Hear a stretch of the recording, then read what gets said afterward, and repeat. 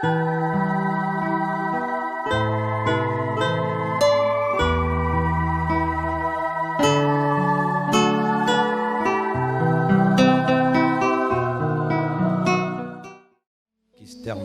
aujourd'hui, Seigneur. Merci pour ta présence pendant nos cultes de la semaine. Merci pour la parole que nous avons écoutée et qui nous a fait du bien, Seigneur. Merci de ce que, Seigneur, tu tournes un regard favorable sur nous et tu es toujours là, prêt à nous écouter, à nous toucher et à nous exaucer, Seigneur. Père, nous te disons merci. Aussi ce matin, tu nous as réveillés alors que nombreux n'ont pas pu le faire. Et tu nous as attirés à toi. Tu nous as conduits dans ta maison pour écouter ta parole. Jamais quelqu'un nous aimera plus que toi, Seigneur. Jamais. Ton amour est simplement inexprimable. Personne ne peut exprimer avec dextérité, avec exactitude, la grandeur, la largeur, la profondeur, la hauteur, l'auteur de ton amour, Seigneur. Oh Dieu, merci, merci. Seigneur, nous venons comme de faibles plantes ce matin, désireux d'être fortifiés par le Créateur. Viens nous fortifier comme tu fortifias Abraham quand tu le visitas, Seigneur, en tant qu'El Shaddai. Oh Dieu, comme Moïse, nous sommes là dans l'attente de cette rencontre éblouissante, Seigneur, qui nous emmènera dans une autre dimension, dans notre intimité avec toi. Laisse que tout esprit qui ne confesse pas le nom de Jésus soit écarté de ce lieu. Je te prie, Seigneur. Un seul esprit doit voir, oh Dieu, le règne ici, c'est le Saint-Esprit. Un seul Dieu, Seigneur, doit être écouté, c'est toi, Seigneur Jésus. Alors viens, parle à ton épouse, parle à ton peuple, Seigneur. Mets dans ton serviteur les paroles bénies de Dieu. Seigneur, je te rends grâce de ce que je sais, que tu nous béniras davantage ce matin. Que gloire et honneur te reviennent, Père. Oh, si Seigneur, tu sais que nous venons dans ta maison avec des fardeaux lourds à porter. Par ta parole, fais tomber les chaînes. Oh Dieu, par ta parole, console, fortifie, guérit et délivre. Afin que s'accomplisse l'écriture, il envoya sa parole et sa parole les guérit. Laisse qu'il en soit ainsi au nom du Seigneur Jésus-Christ. Amen. Prenons nos Bibles. Nous ouvrons dans l'Évangile selon Luc, chapitre 10, versets 38 à 32. Évangile selon Luc, chapitre 10, versets 38 à 32. Nous lisons au nom du Seigneur Jésus-Christ. Comme Jésus était en chemin avec ses disciples, il entra dans un village et une femme nommée Marthe le reçut dans sa maison. Elle avait une sœur nommée Marie qui s'étant assise aux pieds du Seigneur, écoutait sa parole. Marthe, occupée à divers soins domestiques, survint et dit : Seigneur, cela ne te fait-il rien que ma sœur me laisse seule pour servir ? Dis-lui donc de m'aider. Le Seigneur lui répondit : Marthe, Marthe, tu t'inquiètes et tu t'agites pour beaucoup de choses. Une seule chose est nécessaire. Marie a choisi la bonne part qui ne lui sera point ôtée. Amen. Je vous prie de vous asseoir. Marie a choisi la bonne part qui ne lui sera point ôtée. Alors, notre message est très simple. Je crois que nous le donnerons comme un sermon. Nous l'intitulons « Le meilleur choix de la vie ». Le meilleur choix de la vie. J'ai désiré travailler sans interprète. Je pense que c'est aussi bien de travailler parfois comme ça, et parler directement au peuple. Parce que bon, l'interprète prend du temps. Le temps qu'il traduise, et souvent, si la prédication doit durer 1 heure, c'est le double du temps que ça prend. Et je me dis aussi que pour la plupart, même ceux qui ne parlent pas français comprennent français. Donc, on peut y aller avec le français, quitte à moi de ne pas employer des mots un peu difficiles. Et nous allons voir ce que ça va donner, que les interprètes veuillent bien m'en excuser. Frère Béni travaille en semaine sans interprète et c'est agréable à écouter. Parfois, il y a une dichotomie lorsqu'il y a un interprète, on parle simultanément, ça ne fait pas beau. Est-ce que je suis entendu derrière? Amen. Dieu soit loué. Donc, le meilleur choix. Le meilleur choix de la vie veut dire le plus bon choix de la vie. Mais le beau français dans le superlatif voudrait qu'on dise le meilleur choix de la vie. La vie des hommes sur la terre est faite en général de choix. Il est rare que nous fassions quelque chose sans avoir choisi la chose. Et très souvent, les hommes choisissent ce qui leur plaît. Très souvent, les hommes choisissent ce qu'ils aiment. Par exemple, un homme ne choisira pas pour épouse une femme qu'il n'aime pas, à moins qu'il soit dépourvu de ses facultés mentales. Et une vraie dame n'acceptera pas pour époux un homme qu'elle n'aime pas, même si c'est le plus bel homme du monde. Tant qu'il n'y a pas d'amour dans le cœur, elle ne se laissera pas aller, à moins qu'elle y aille par intérêt. Mais si elle y va par intérêt, la réalité de son cœur va la rattraper plus tard. Elle se rendra compte qu'elle vit avec un homme qu'elle n'aime pas, et elle sera incapable de donner le meilleur d'elle-même à cet homme. Pour qu'une femme donne le meilleur de tout ce qu'elle a, de tout ce qu'elle est à son mari, il faut qu'elle soit très amoureuse de son mari. Parce que seul l'amour qu'elle a pour son mari va l'emmener à braver même les obstacles. Va l'emmener à se priver souvent de ses propres privilèges.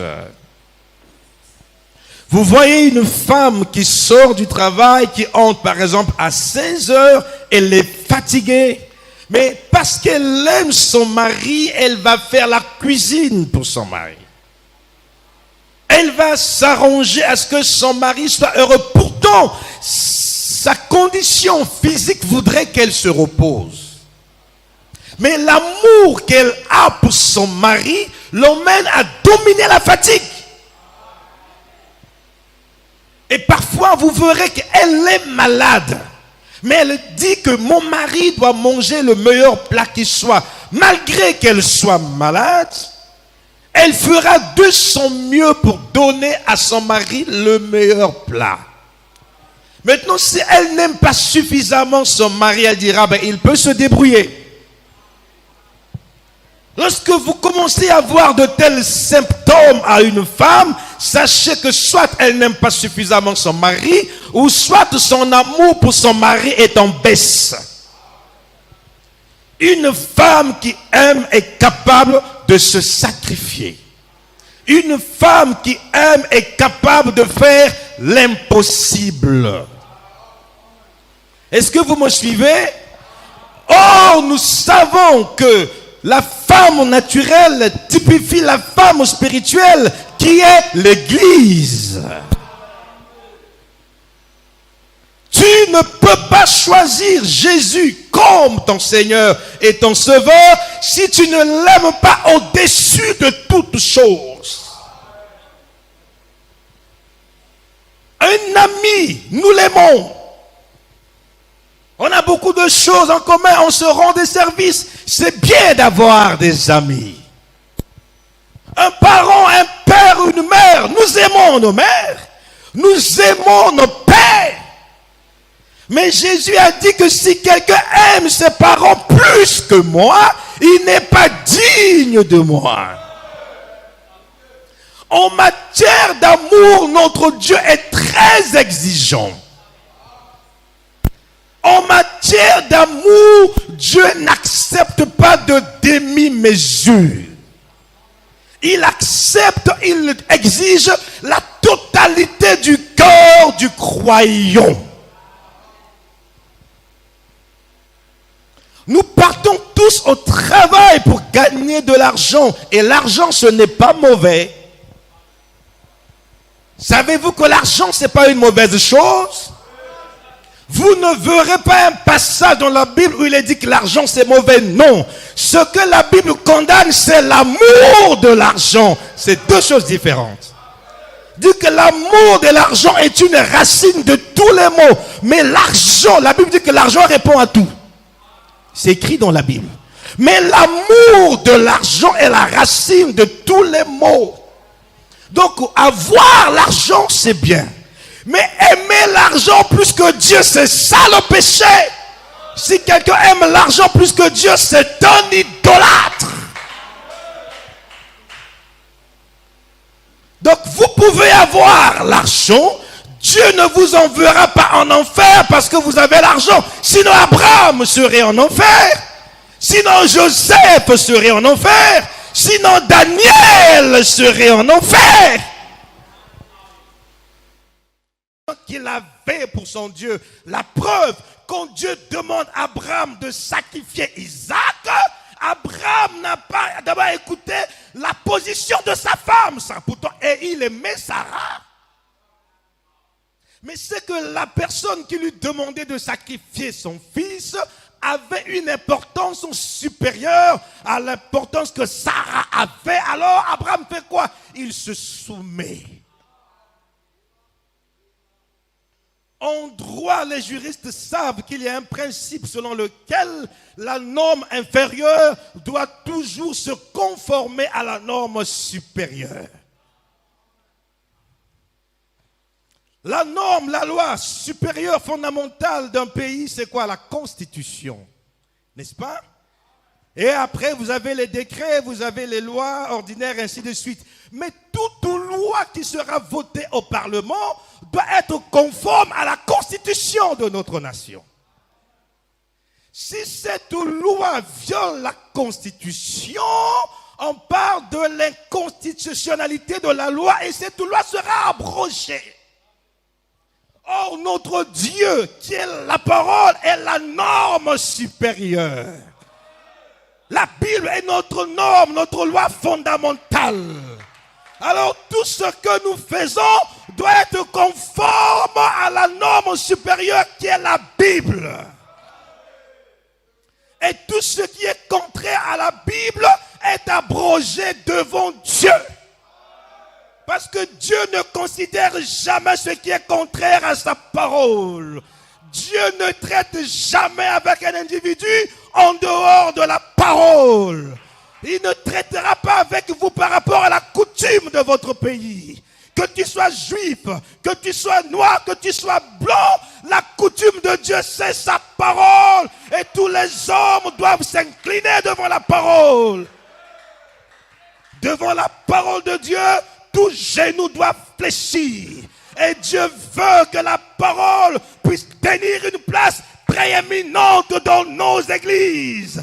Le pasteur n'est pas supérieur à la parole. Le diacre n'est pas supérieur à la parole. Le prophète n'est pas supérieur à la parole. Un seul est grand, il s'appelle le Seigneur Jésus.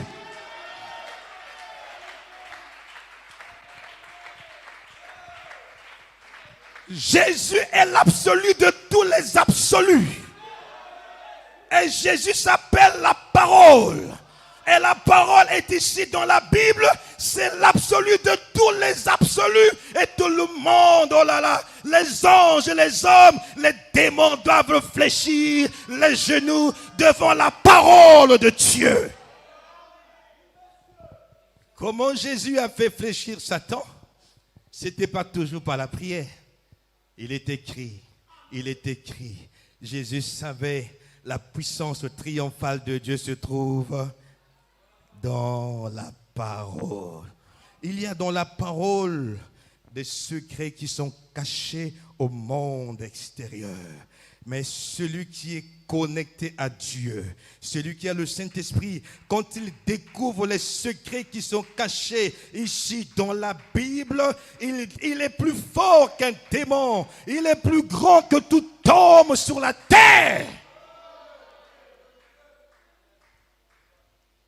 Quand vous lisez la Bible comme un roman, vous n'êtes ni plus ni moins qu'un amateur dans le christianisme. Parce que la Bible a plus de valeur qu'un roman. Je n'ai jamais vu un roman, peu importe l'auteur, conduire quelqu'un à la nouvelle naissance. Mais la Bible conduit à la nouvelle naissance.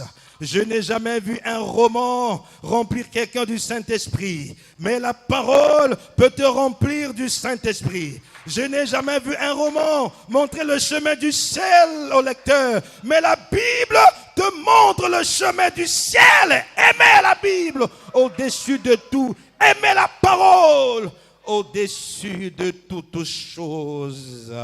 Nous venons de lire un récit dans le passage que nous avons lu dans Luc chapitre 10. Il est question de deux sœurs. Les deux sœurs s'aiment et les deux sœurs prétendent qu'elles aiment le Seigneur Jésus. Et Jésus avait coutume d'être invité dans la maison de ses sœurs. Il s'agissait de Marie et de Marthe. Alléluia. Les deux disent qu'elles aiment le Seigneur. Et les deux typifient des épouses. Et les deux typifient les églises. Et alors, Marthe aimait Jésus. Elle a invité Jésus. Jésus répond à l'invitation. Peu importe qui vous êtes, quand vous invitez Jésus, même si vous êtes prostitué, il viendra. Même si tu es un sorcier, même si tu es un assassin, quand vous invitez Jésus, Jésus viendra. Mais sa réaction dépendra de votre attitude devant lui. Et j'ai lu Frère Branham dans une prédication qui dit la puissance de Dieu dans une église ne dépend pas de la quantité des gens qui sont là, mais dépend de l'attitude des personnes. Il dit parfois Dieu se manifeste dans des foules, mais parfois c'est dans des minorités qu'il se manifeste selon l'attitude et la soif de ce peuple devant qui Dieu veut se manifester. Et nous voulons qu'il y ait une soif, une attitude telle qu'a Sublime Alliance que quand Christ vient, il ne peut pas passer inaperçu. Il doit s'arrêter, il doit parler, il doit se manifester. Jésus est arrivé. Et quand il arrive, il fait quoi? Il observe. Oh, notre Dieu aime observer ses enfants. Et c'est après observation qu'il entre en scène. Jésus est assis. Marthe, j'ai invité le Seigneur. C'est le plus grand homme que j'ai jamais rencontré dans ma vie. C'est une autorité. Marthe savait qui était Jésus. Mais je dois faire quelque chose. Je vais à la cuisine. Je dois offrir quelque chose à Jésus. Et il faut laver les assiettes. Il faut faire ceci. Pour Marthe, c'était bien. Par contre, une appelée Marie avait la révélation. Qu'est-ce qu'elle fait?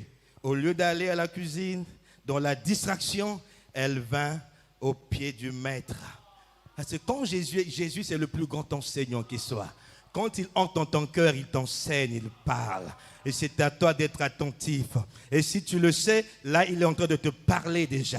Alors Marie était là, Jésus parlait, tellement que les paroles de Jésus étaient bonnes et profondes. Marie n'a plus été attirée par autre chose qui soit. Quand vous écoutez Dieu dans une dimension surnaturelle, oh écoutez, la distraction du monde environnant ne vous dira plus rien. Les séries télévisées ne vous diront plus rien. L'attraction du péché ne vous dira plus rien. Pourquoi? Parce que dans la présence de Dieu, on se sent bien. Dans la parole de Dieu, on se sent bien. La meilleure des choses, c'est cela.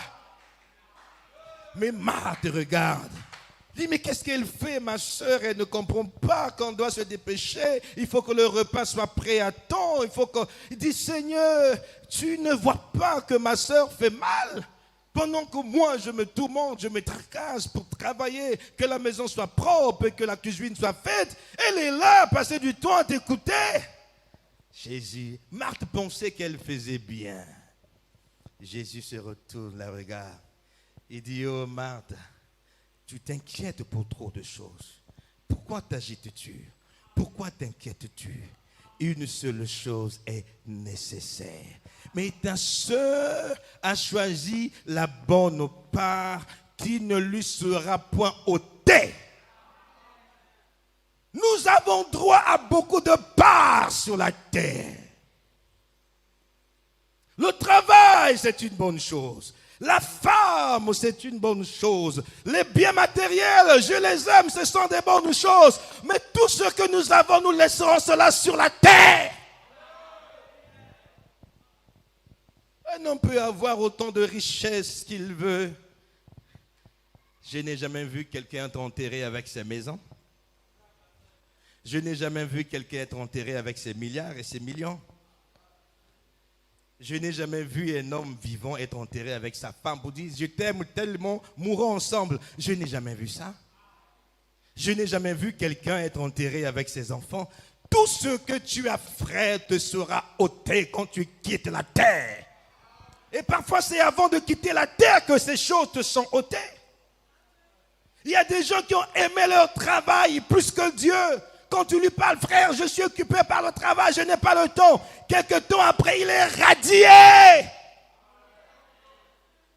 Sache que ton travail ne t'appartient pas, ce n'est pas permanent, ce sont des biens temporaires.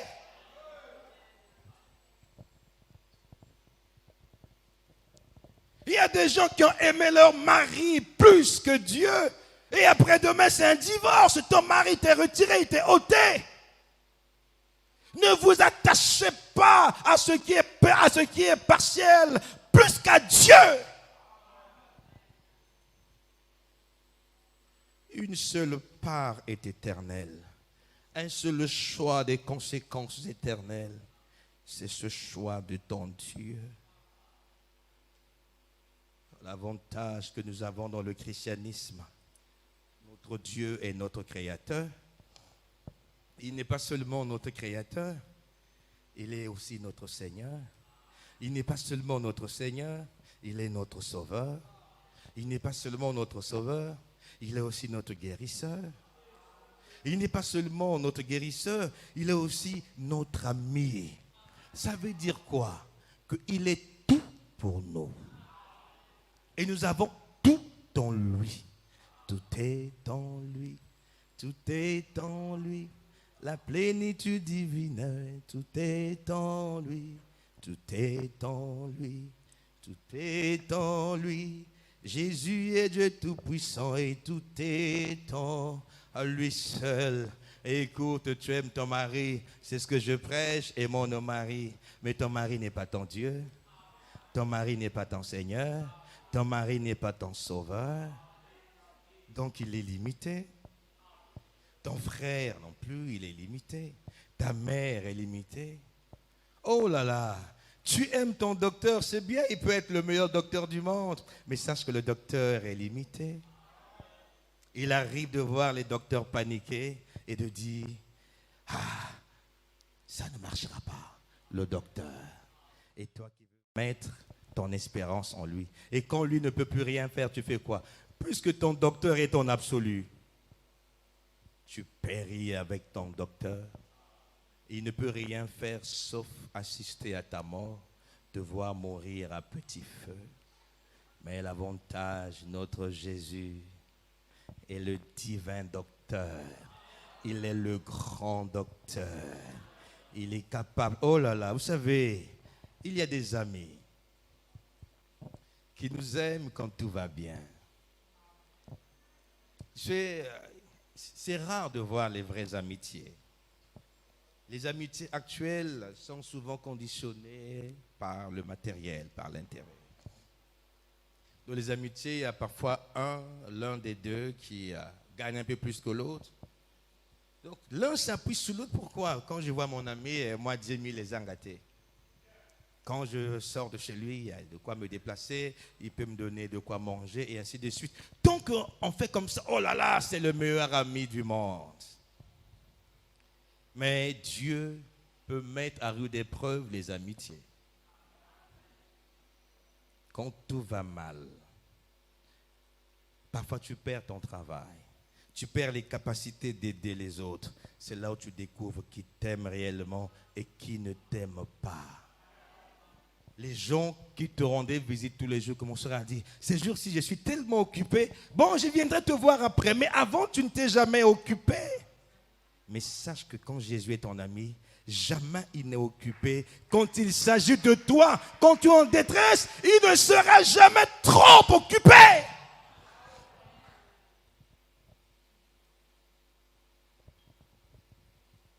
Jusqu'à une certaine époque de ma vie, à cause du don que Dieu m'a donné, je pensais que tous ceux qui venaient et pour qui je priais m'aimaient tellement. C'est ce que je pensais. Mais en 2010, Dieu m'a enseigné. C'était la première fois que je sois sérieusement malade de toute mon existence. La maladie était tellement grave que si je n'étais pas connecté à l'ami fidèle, je ne serais pas là aujourd'hui. Mes jours étaient comptés. Les quelques anciens qui me connaissent longtemps peuvent le savoir. Il y a quelques mamans qui sont là qui le savent. Je vomissais du sang dans des quantités qui font peur. J'étais devenu chétif. J'ai failli mourir. Je pouvais voir dans mon état les médecins être paniqués. Je voyais la panique. Mais dans mon cœur, les promesses de Dieu ne cessaient de monter. Je savais que je n'allais pas mourir. Quand ma mère pleurait, je disais, pourquoi tu pleures? Je ne vais pas mourir. Pourquoi? Je sais que Dieu ne peut pas me retirer avant l'accomplissement de ses promesses. Ça, je le sais. Pourquoi? Parce qu'il est fidèle. Mais Dieu savait que je sache qui m'aime et qui ne m'aime pas. Ah là là. Là, je pars devant la foule. Mais il y a des moments où quand tu es seul, c'est là où tu sais ce que c'est que la vie. Remarquez, il y a un groupe de gens que je portais dans mon cœur. Pour ceux qui me connaissent, je suis de nature. Quand tu viens chez moi, si je suis occupé, je sais ce que je fais pour m'occuper de toi. C'est ma nature. Il y a quelqu'un qui dit Amen là-bas, il le sait. Parfois, je suis en train de manger. Je cesse de manger pour m'occuper de la personne. C'est comme ça que je suis. C'est comme ça que je fonctionne. Parce que j'aime les gens. J'aime mon travail. J'aime voir les gens heureux. Je dis, si par le don que Dieu m'a donné, je peux dessiner un sourire dans le visage de quelqu'un, c'est ça mon bonheur. Et je m'efforce toujours à travailler comme ça. Mais les gens que j'estimais, hommes comme femmes, commençaient à se retirer dans des groupuscules pour dire aux autres, ah, vous qui partez prier avec lui, il paraît qu'il a le don de vision. Pourquoi il n'a pas vu le mal venir? On vous disait que c'est un embrouilleur. Or, même étant en agonie, le don spirituel ne meurt pas. L'amour de Dieu ne te quitte pas. Sur mon lit d'hôpital, ça passait comme devant une caméra. Je pouvais voir les gens qui se moquaient de moi. J'ai souvent dit, évitez les problèmes. Souvent, ne parlez pas mal de moi. Je le saurai. Dieu me le fera savoir. C'est la petite grâce que Dieu m'a accordée. Quand les gens parlent mal de moi, ça passe en vision. Mais il faut avoir un cœur pour continuer à aimer les gens. Ça encore, c'est l'un que je pouvais accepter. Mais souvenez-vous un jour, un frère en qui j'avais beaucoup d'estime. Oh, les amitiés s'approche de moi. Il connaît ma vie. Il sait combien je crains le Seigneur. Il arrive, me dit, frère, avance un peu. Nous ne sommes qu'à deux. Dis la vérité. Moi, je pense que certainement tu as commis l'adultère. Tu as trompé ta femme. Voilà pourquoi Dieu te frappe. J'ai fait couler les larmes. Quel ami. J'ai dit, toi aussi, tu me dis des choses comme ça? Tu penses que je peux le faire? J'ai dit, non, je n'ai pas trompé ma femme. Ce qui m'arrive n'a rien à voir avec ce que je fais. J'ai dit, ne t'en fais pas, je m'en sortirai. Il me dit, il n'est pas encore trop tard. Hein? Si tu penses que tu as quelque chose à confesser, appelle-moi, je vais t'aider. C'est ça, les hommes. Ils ont la facilité de condamner, mais ils ne peuvent pas sauver. Et toi, tu veux mettre ton espoir sur les hommes, maudit soit quiconque qui se confie en l'homme. Le meilleur ami, c'est le Seigneur Jésus-Christ. Alléluia.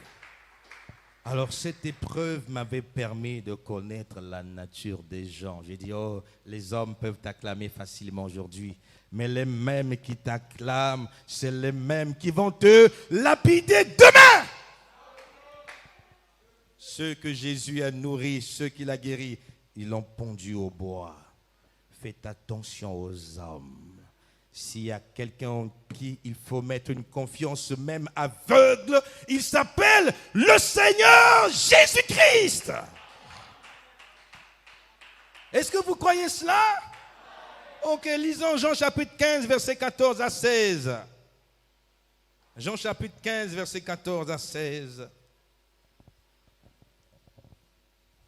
Vous êtes mes amis si vous faites ce que je vous commande. Dieu veut que nous soyons ses amis, mais il y a une condition. À condition que nous obéissons à sa parole. À condition que nous vivions sa parole. Sinon, nous ne serons jamais amis à Dieu. Il y a des gens qui ont pour spécialité être serviteurs de Dieu. C'est bien. Mais un ami a plus de privilèges qu'un serviteur. Est-ce que vous le savez? Je suis serviteur de Dieu, oui. Ne vous en faites pas. Jésus est mon ami. Voilà pourquoi quand je lui parle, je ne le vous vois pas. Il y a des gens qui vous voient Dieu. Ils n'ont jamais connu l'intimité. Comment peux-tu vous voir ton Dieu? C'est que tu ne le connais pas. Père, je vous demande, Dieu est-il un étranger pour toi? Je te demande, tu le tutoies. S'il est ton père, s'il est ton ami, tu le tutoies. Laissez les anges vous voyez Dieu s'ils veulent. Toi, tu as été créé à l'image et à la ressemblance de Dieu. Tu as l'Esprit de Dieu en toi. Mais si tu le connais, tu vas le tutoyer. Les disciples ici étaient d'abord les serviteurs de Jésus. Mais quand il leur a tout enseigné, il dit non, vous n'êtes plus, je ne vous appelle plus serviteurs. Je vous appelle mes amis. Quel privilège! Je ne vous appelle plus serviteur parce que le serviteur ne sait pas ce que fait son maître, mais je vous ai appelé ami parce que je vous ai fait connaître tout ce que j'ai appris de mon Père. Continuons. Ce n'est pas vous qui m'avez choisi, mais moi je vous ai choisi et je vous ai établi afin que vous alliez et que vous portiez du fruit et que votre fruit demeure afin que ce que vous demanderez au Père en mon nom, il vous le donne. Il dit maintenant je vous ai fait connaître tout ce que je sais. En vérité, entre Jésus et l'Église véritable, il n'y a pas de secret. Le seul secret qui demeure, c'est le jour de son retour. En dehors de ça, l'épouse sait tout. Il nous a tout dit. Nous sommes ses amis. Donc, si tu te comportes comme le monde, ce n'est pas la faute de Dieu. La Bible dit que Dieu ne tente jamais. C'est vous-même. Il dit que ce n'est pas vos convoitises, ce sont nos convoitises qui attirent la tentation. Mais Dieu ne tente pas. Il nous a tout dit, frère. Il nous a tout dit, sœur. Donc, nous pouvons vivre à l'image et à la ressemblance du Seigneur Jésus parce que nous savons tout de lui. Nous savons comment Jésus se comportait. Nous savons comment Jésus prêchait. Nous savons comment Jésus priait. Nous savons toutes ces choses. As-tu déjà su que tu dois être un ami privilégié du Seigneur Jésus-Christ? Écoutez, Si jamais tu es nommé à un poste de responsabilité, tout le monde voudra te voir parce que tu peux résoudre les problèmes des gens. Mais si parmi les gens qui viennent, tu découvres tes amis personnels, même s'ils étaient au dernier rang là-bas, je t'assure, si c'est moi, Jordan, j'appelle le protocole, je dis, fais-moi venir la personne qui est derrière. C'est pas bon qu'ils attendent. Les gens vont murmurer, mais il y a un secret qu'ils ne savent pas. C'est un ami. Et on n'abandonne jamais les amis. Et pour les amis, un vrai ami fait tout pour ses amis. Est-ce que vous comprenez cela? Si le Seigneur est ton ami, il ne te laissera pas tomber. Mais en revanche, toi aussi, tu ne le laisseras pas tomber. Dieu a des besoins. Dieu a des besoins, vous ne le savez pas. Il veut que son œuvre prospère. Il veut que l'évangile aille toucher un plus grand public. Mais Dieu ne viendra pas en esprit aller leur parler, mais c'est à ses amis qu'il a confié la tâche. C'est à moi, c'est à toi, c'est à nous d'aller vers ceux du monde. Donc, l'erreur que nous commettons, c'est que nous attendons à ce que Dieu vienne toujours résoudre nos problèmes. Mais de même, il vous dit, mais mes problèmes, résous-les. Oh Pierre, quand tu seras converti, paie mes brebis. Voilà ce que Dieu demande. Une attention particulière sur les affaires du Père. Quand il était sur la terre, il disait que je m'occupe des affaires du Père. Et si moi je suis fils de Dieu, si toi tu es fils ou fille de Dieu, tu feras comme Jésus, tu t'occuperas des affaires du Père. Nous abandonnons les affaires du Père et nous demandons à Dieu de s'occuper de nos affaires. Voilà pourquoi il y a moins de signes, il y a moins de prodiges dans nos églises. Nous ne voulons pas suivre la voie tracée par Dieu, la voie pourvue par Dieu. Oh là là, Dieu nous laissera souvent décider de nous-mêmes. Dieu, en nous créant, il nous a dotés d'une capacité qu'on appelle le libre arbitre. Regardez dans le jardin d'Éden, il a tout mis. L'arbre de la connaissance du bien et du mal était dans le jardin. L'arbre de vie était dans le jardin. Il interdit à Adam de ne pas toucher à l'arbre de la connaissance du bien et du mal. Le jour où tu mangeras, tu mourras. Adam a retransmis la consigne à sa femme Ève. Ève savait bien que Dieu a dit que si nous mangeons, nous mourrons. Mais écoutez, les hommes ont tendance à être attirés plus par l'erreur que par la vérité. Là où il y a l'erreur, c'est souvent là où les hommes veulent partir. Là où il y a le mensonge, c'est souvent là où les hommes veulent partir. Pourquoi? Parce que les hommes aiment plus ce qui brille. Or, tout ce qui brille n'est pas de l'or. Remarquez, l'arbre, c'est une image certes, mais c'est quelque chose qui brillait plus que tout ce qui était dans le jardin. C'était ça le problème. C'était plus délicieux. Vous savez de quoi il s'agit? J'ai déjà enseigné là. Ce n'est pas la pomme.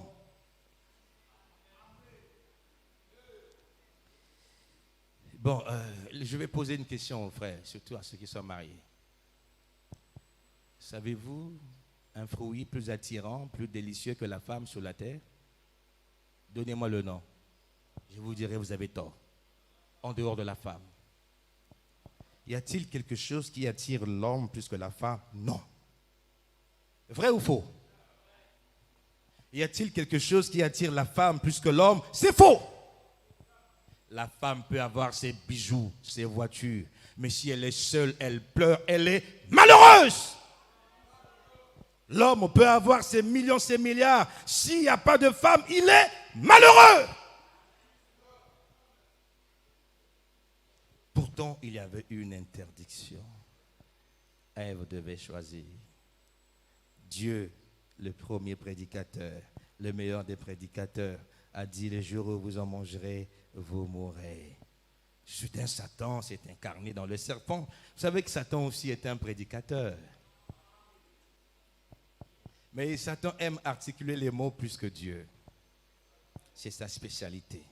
Vous savez, il a voulu dire, faites attention à ces prédicateurs qui ont une langue trop facile. Faites attention à ces prédicateurs qui donnent l'impression de manipuler la parole plus que les autres. Attention, Satan passe aussi par ça pour séduire.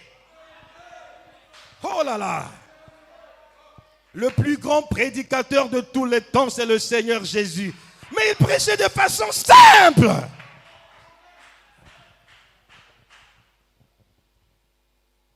Dans notre âge, il n'y a pas plus grand prédicateur que William Branham. Compare, écoutez les autres et écoutez-le. Mais c'était un prédicateur d'une simplicité hors norme. Hier, j'étais en train de suivre un témoignage d'un grand homme de Dieu, un grand évangéliste qui a marqué de son empreinte l'évangélisation à travers le monde. Il s'appelle Tommy Osborne. Je suivais l'un de ses témoignages. Il avait donné ce témoignage quand il était en Côte d'Ivoire. Ceux qui connaissent Tommy Osborne, ils savent que c'était un homme de Dieu puissant, un homme des miracles extraordinaires, ainsi de suite. C'est l'un des plus grands évangélistes du XXe siècle, Tommy Osborne. Donc le journaliste lui posait la question de savoir ce qui a bouleversé sa vie, ce qui l'a emmené à avoir la foi au surnaturel. Il expliquait que quand il a commencé à prêcher, il était un prédicateur ordinaire. Jusqu'à ce qu'un jour en Inde, il a échoué, les hindous l'ont défié, il n'a pas pu, il a fui l'Inde et ainsi de suite. Mais cet échec avait laissé une plaie dans son cœur. Et comment ces gens-là qui n'ont pas Dieu m'ont défié? Et dans leur pratique, ils font des choses, des tours extraordinaires. Mais moi, avec la Bible, je n'ai rien pu faire. Et j'ai échoué. Il était conscient de son échec. Et alors, il dit qu'il est allé chercher la face de Dieu dans sa chambre, priant. Soudain, dans sa chambre, il a eu une vision. Le Seigneur lui est apparu. Il dit qu'il est resté à genoux, prosterné de 6h à 14h. C'est extraordinaire. Quand Dieu, tu es dans la présence de Dieu, tu n'es pas pressé. Tu n'as pas envie de quitter le lieu de prière. L'homme dit, je ne sais pas comment décrire cela. Il dit, je ne peux pas le décrire, mais comprenez ce que je veux dire. Il dit, malgré cette vision, j'avais besoin du concret. Je voulais voir Dieu. Je voulais le Dieu qui opère et qui agit. Il dit, c'est en ce moment que j'ai entendu parler d'un homme de Dieu qui faisait des croisades ça et là avec des signes extraordinaires. Cet homme, c'était William Branham. Il dit, j'ai entendu parler de lui. Il dit, je suis allé à une de ces croisades. Il dit, moi je suis un pentecôtiste. Chez nous les pentecôtistes, on fait du bruit quand on prie. Mais quand j'arrive, nous étions nombreux, il dit, nous étions environ 8000 personnes. Dans l'auditorium, on arrive, cet homme, il dit, il n'était pas imposant. Il décrit William Branham, il dit, il n'était pas imposant. Il est un homme simple, pas élancé, le plus simplement du monde. Osborne dit qu'il prêchait le plus simplement du monde. Il ne compliquait pas la parole. Il dit, et à la fin, il y avait un enfant, une petite fille de sourde muette qui était là. Et cet homme, William Branham, appelait cet enfant pour prier pour cet enfant. Il dit, bien-aimé, on va prier pour cet enfant, Dieu va le guérir. Osborne dit, pour moi, c'est du blabla, c'est du diable. Il dit, le plus simplement possible, sans faire du bruit. Il a simplement dit à Dieu un mot, deux mots.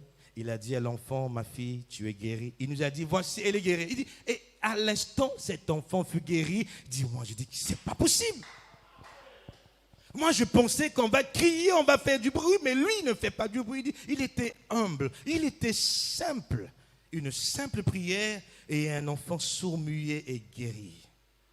Il me dit, ça, c'était la deuxième vision la plus grande de ma vie. Il dit, c'était quoi? Il dit, j'ai vu Dieu, j'ai vu Jésus dans William Branham. Il dit, je l'ai d'abord vu en vision, mais là en face, je l'ai vu dans cet homme. Il dit, parce qu'il avait un ministère semblable à celui du Seigneur Jésus. Ça, c'est le grand évangéliste Osborne qui dit, un homme d'onction. Il dit, à la fin, je suis allé voir cet homme, j'ai échangé avec lui, il dit, oh là là. Il dit, il m'a montré par la Bible les promesses sur la guérison divine. Il dit, ce sont des choses que je lisais avant, mais dont je n'avais pas la révélation. Et Osborne dit que vous pouvez prier et lire la parole pendant des années et sans avoir la révélation de la parole, sans avoir dit, regardez, il prend l'exemple de Paul. Il dit, Paul lisait la Torah, mais il n'avait jamais vu Jésus dans les Écritures. Il dit, mais quand Jésus lui est apparu, le même Paul, dans chaque écrit de l'Ancien Testament, pouvait identifier Christ.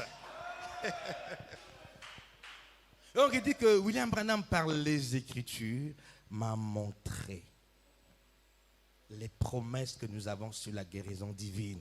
On dit que c'était ma troisième vision. C'est quoi? J'ai vu Dieu dans les Écritures. Il dit, et après cela, j'ai eu la foi et le courage. Je suis allé, cet homme m'avait dit, chaque fois que tu pries, prie pour les malades. Il dit, quand j'appelais malade, je lui impose les mains, je prie. À l'instant, le malade était guéri. Il dit, c'était ma quatrième vision. Il dit, j'ai vu Christ en moi.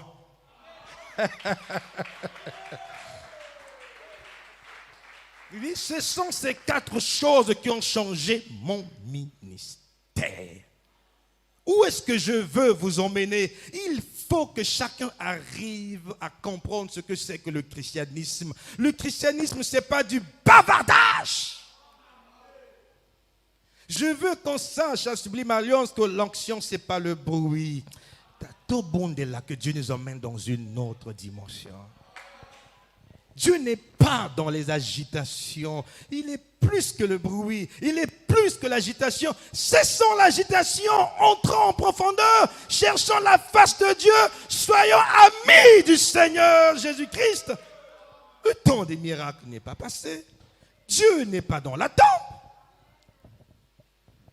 Et donc, Ève a choisi ce qui brille. Au lieu que d'écouter le Seigneur, elle a choisi la prédication de l'adversaire. Qu'est-ce que cela a eu pour conséquence? La mort. Tout ce que tu choisis, frère, tout ce que tu choisis, sœur, en dehors de la parole, te conduira à la mort. Peu importe la position que cela occupe dans le monde, Jésus doit passer avant tout. Jésus d'abord. Ne vous donnez pas des excuses que je n'ai pas le temps de lire la Bible, je n'ai pas le temps d'aller à l'église. Mais c'est ça le meilleur choix, écouter Dieu, écouter sa parole. Il n'y a rien de mieux que ça, frère. Je ne sais pas si tout le monde le sent.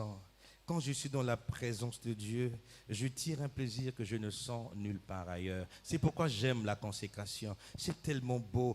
C'est une dimension dans laquelle Dieu devient réel. C'est comme si je pouvais le voir face à face. Et pour moi, c'est la meilleure des choses qui soit. Dieu attend cela. Comment Dieu peut-il être ton ami? Tu n'as pas un planning de prière sérieux. Il n'est pas ton ami. La personne qu'on aime, on aime la voir, on aime lui parler. Si tu aimes Dieu, tu lui parleras tous les jours. Si tu aimes Dieu, tu écouteras sa parole. Tu liras sa parole régulièrement. Qu'est-ce qui prouve que tu l'aimes? Tu diras, oui, je vais à l'église. J'écoute les prédications à l'église. Oui, c'est vrai. Mais ne confondez pas la foi de la masse à la foi individuelle. Le salut est individuel. Toi, prie individuellement, qu'est-ce que tu es réellement? Toi, prie individuellement, qu'est-ce que tu fais réellement? Quand tu es seul, quel est l'état de ta relation avec le Seigneur? C'est ça le problème. Écoutez, en Israël, lorsque Dieu envoya Moïse, c'était une bonne chose. Il partit en Égypte accompagné de la colonne de feu. Dieu a opéré des signes et des prodiges. Ils ont tous vu cela. Mais il arrive que les gens soient insatiables. Le cœur de l'homme est mauvais. Arrivé au désert, Dieu appelle son prophète qu'il monte vers Dieu sur la montagne afin de recevoir les instructions de Dieu. Et donc la loi, les 10 commandements. Moïse s'est retiré pendant 40 jours. Pendant 40 jours, Israël a perdu la foi. 40 jours. Le chiffre 40, pour votre information, c'est le nombre 40, c'est le nombre de la tentation. Israël dit, Moïse est parti. Certainement il est mort, ça fait beaucoup de jours qu'il est parti. Et le Dieu dont il nous parle, nous ne le connaissons pas. Aaron, fabrique-nous un Dieu que nous pouvons voir. Ils se fabriquèrent une statue le veau d'or. Dieu est jaloux. Il n'aime pas que sa gloire soit partagée avec quelque autre chose que ce soit. C'était la pire erreur que l'Église de Dieu en ce temps-là avait commise. Et Dieu, au Dieu du haut de la montagne, a dit à Moïse, Moïse, descends, ton peuple s'est corrompu. Lorsque Moïse descend, il voit quoi? L'adoration donnée à une statue. Est-ce cette statue qui vous a délivré de la main de Pharaon? Est-ce cette statue qui vous a sauvé? Avez-vous oublié la puissance de Dieu? Oh, il y a des gens qui ont vu la gloire de Dieu, qui ont vu la main de Dieu, mais après ils tournent le dos à Dieu. Comment cela est possible, frères, sœurs? Ils voulaient un Dieu qu'ils pouvaient toucher, un Dieu qu'ils pouvaient voir. Mais mon Dieu, à moi, le Seigneur Jésus a dit, heureux ceux qui croiront sans avoir vu. J'aime le message. Je ne pense pas que vous aimiez le message plus que moi. Je pèse mes mots. Je ne pense pas qu'il y ait quelqu'un ici qui aime le message plus que moi, à moins qu'il se trompe. Je suis en contact avec le message pratiquement tous les jours de ma vie. Ne vous y trompez pas, mais faites attention que les gens ne deviennent pas idolâtres. Ce que Dieu déteste, c'est que les gens ont mis William Branham à la place de Jésus. Dans nos églises, Branham dit, où est Jésus? Dire Branham dit, c'est pas mauvais. Mais il y a un qui est mort pour Branham. Il y en a un qui a envoyé Branham. Il s'appelle Jésus. Il est la meilleure part qui ne sera jamais ôtée. C'est lui qui est mort à la croix pour nous. C'est lui le sauveur. Pourquoi vous l'écartez de la scène? Quand quelque part de Jésus, on dit qu'il ne prêche pas le message. Mais qui est donc le message si ce n'est pas Jésus? Écoutez, sans Jésus au centre, ce n'est plus le message, c'est le massage, c'est la corruption. Vous lisez Apocalypse 1, n'est-ce pas Jésus qui marchait au milieu des 7 chandeliers d'or avec les 7 étoiles sur sa main droite? N'est-ce pas lui qui les envoie au temps convenable? Et à qui doit revenir la gloire si ce n'est pas à Jésus? Cela fait qu'il y ait plus de fanatisme dans les églises que de véritables croyants. Il y a une chose que je ne tolérerai pas, Sublime Alliance, et je répondrai devant Dieu. Je vois dans les églises, quand on dit, Branham dit, il y a une soi-disant onction de l'église. Je ne crois pas ça. Quand on dit Jésus dit, la Bible dit, calme. C'est des suspects. C'est l'enthousiasme. Si le nom de Jésus ne peut plus agiter l'église, si le nom de Jésus ne crée plus la joie dans l'église, il y a un démon qui est rentré dans l'église. Ce sont les esprits séducteurs. Je n'ai rien contre William Branham. J'écoute ses prédications tous les jours. Je l'aime, c'est un bon frère, un brave frère. Il est resté avec la Bible, il est resté avec la parole jusqu'à la mort. Il a vaincu le diable. Et moi qui prêche le message, vais-je vaincre comme lui? C'est ça le problème. Il a été un fidèle serviteur. Il se repose de ses œuvres. Il a sa part. Et nous qui croyons le message, que faisons-nous avec? Attention au veau d'or.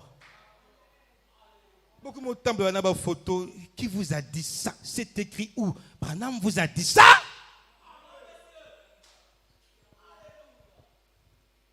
On commence à penser que les croyants du message, ce n'est pas les chrétiens. Mais c'est qui alors?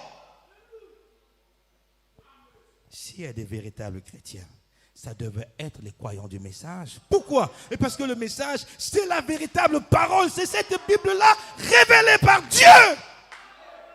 Nous devrions refléter Jésus plus que les dénominationnels, plus que les pentecôtistes, si et seulement si Jésus est mis au centre.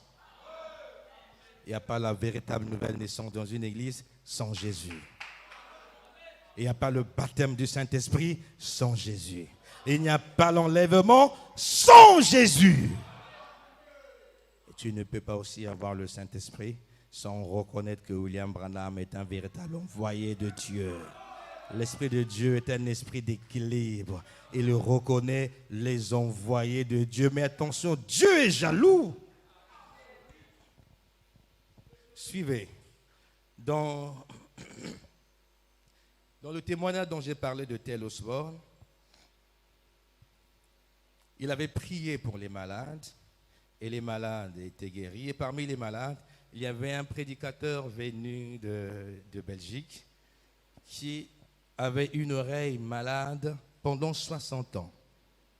Donc il a dit que cette oreille était malade depuis qu'il avait 10 ans. Et le jour où Osborne a prié pour lui, il avait 70 ans. Un prédicateur de l'évangile. Et quand Dieu guérit son oreille, il témoigne.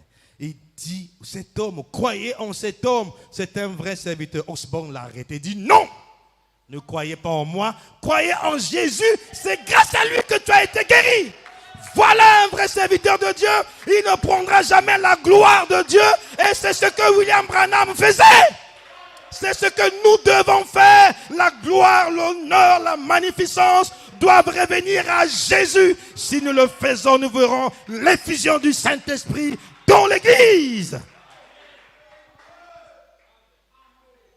Nous devons recadrer les choses dans nos églises.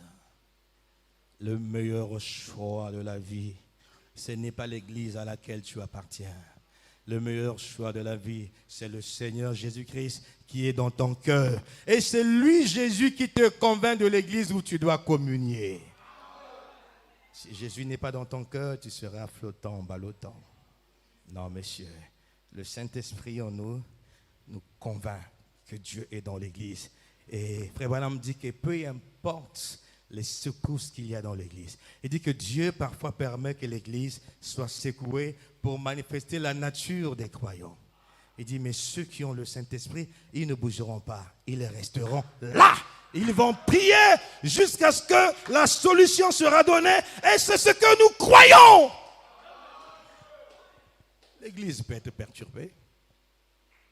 Le pasteur peut traverser des moments difficiles. Il peut même faillir. Ça ne veut pas dire que Dieu a failli. Le pasteur est faillible, mais Dieu est infaillible. Tournez vos regards vers Jésus.